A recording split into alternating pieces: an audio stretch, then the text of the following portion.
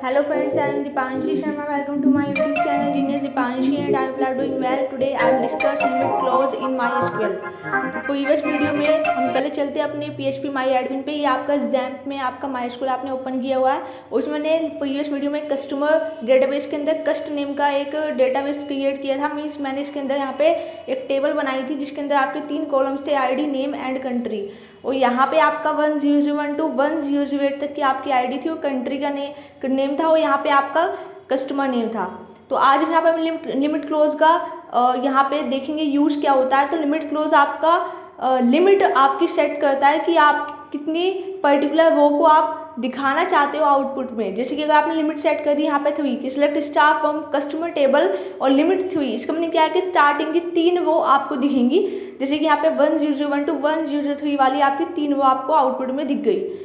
Next होता है कि अगर आपने ऑफसेट भी यहाँ पे यूज होता है। जैसे आपने लिमिट दे दी सपोज 3 और आपने या सपोज आपने लिमिट दे दी यहाँ पे 2 और ऑफसेट आपने सपोज यहाँ पे दे दिया 3, तो इसका मतलब क्या है कि स्टार्टिंग की 3 रो के बाद आपकी 2 पर्टिकुलर वो आपको दिख जाए। ऑफसेट ये तय करता है कि आपको कितना स्किप्ड करना है, कितनी रो स्किप्ड करनी है, और लिमिट आपको बताता है कि कितनी पर्टिकुलर लिमिट उसके बाद आपको यहाँ पे प्रिंट करवानी है। तो अगर आपने ऑफसेट 3 दिया था तो स्टार्टिंग 3 रो को उसने स्किप्ड कर दिया एंड लिमिट 2 दी थी तो उसने 4 5 2 पर्टिकुलर रो को आपको प्रिंट करके दे दिया। अब बात करते हैं लिमिट का आप यूज़ तब भी कर सकते हो अगर आपको वेयर क्लोज का यूज़ करना है। सपोज आपने यहाँ पर दिया select star from customer table where country equals to suppose India, तो यहाँ पे लिमिट सेट कर दिया आपने 3। तो इससे क्या होगा कि पहले एक बार देख लेते हैं आपकी कस्ट टेबल में कंट्री पर्टिकुलर क्या क्या दी हुई है। तो सपोज मैंने यहाँ पे कंट्री दे दी पुणे और लिमिट दे दी सपोज मैंने यहाँ पे 3। अब 3 इसका मतलब क्या है कि स्टार्टिंग की 3 रो दिखनी चाहिए जिसमें कंट्री अगर आपकी पुणे हो, बट ऐसा इस पर्टिकुलर टेबल के अंदर ऐसी कोई कंट्री नहीं थी जिसमें आपका पुणे हो। तो यहाँ पे हम पहले क्या कर लेते हैं, हम कुछ डेटा इंसर्ट और करवा लेते हैं। तो with the help of insert command हम यहाँ पे कुछ इंसर्ट कमांड की हेल्प से कुछ डेटा स्टोर करा लेंगे। तो मैंने यहाँ पे इसकी वैल्यू को हम चेंज कर लेते हैं। यहाँ पे आईडी ले लेंगे 1010, नेम ले लेंगे सपोज गुलाबो एंड यहाँ पे कंट्री का नेम ले लेंगे इंडिया। एंड इसी तरीके से हम इसी पर्टिकुलर कमांड को कॉपी पेस्ट कर लेंगे इसके जस्ट नीचे। कंट्री का नेम हम सेम रखेंगे इंडिया एंड आईडी कर देंगे 1009 एंड नेम यहाँ पे हम नेम आप यहाँ पे कुछ भी ले लेना जो भी आपको सही लगे। मैंने गुलाबो ऐसे ही ले लिया, it's not a particular concept behind this. And इसके बाद आप गो बटन पे क्लिक करोगे तो आपके यहाँ पे 2 वो इंसर्ट हो जाएगी कस्टमर टेबल के अंदर।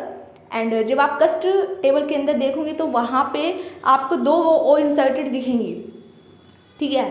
तो इसके बाद हम यहाँ पे यूज़ करने वाले थे वेयर क्लोज। तो हम सपोज जैसे स्टार्टिंग में लिखते थे कि select star from table name where condition दे देते। सपोज मैंने कंडीशन दी where country equals to India और मैंने सपोज लिमिट दे दी 2। तो इसका मीनिंग क्या है कि जो कंट्री जितने भी कंट्री का नेम इंडिया है वो सारा डेटा पहले तो फैच होगा और उस डेटा में से लिमिट अगर मैंने 2 दिया है तो स्टार्टिंग की 2 आपके आउटपुट में दिख जाएंगे। So I hope you understand that how to use limit clause with where clause. हमने अभी तक 3 चीज़ें देखी हैं। लिमिट क्लोज का यूज़ कैसे करते हैं, लिमिट का ऑफसेट के साथ कैसे यूज़ करते हैं, लिमिट क्लोज का वेयर क्लोज के साथ कैसे यूज़ करते हैं, और लास्ट हम देखेंगे कि लिमिट क्लोज का ऑर्डर बाय के साथ कैसे यूज़ करते हैं। सपोज मैंने ऑर्डर बाय कंट्री लगा दिया और मैंने सपोज लिमिट यहाँ पे दे दिया 4। इसका मीनिंग क्या है कि ऑर्डर बाय क्या करेगा, पहले तो कंट्री कॉलम को असेंडिंग ऑर्डर में फैच कर लेगा, देन उसके बाद अगर मैं लिमिट 4 लगाया तो वो स्टार्टिंग की 4 को आपको दिखा देगा। So I hope you understand. Like, share and subscribe our channel Genius Dipanshi and thank you for watching. And if you have any doubts, any concern regarding this, you can text me in a comment and have a good day. And I hope you understand and happily to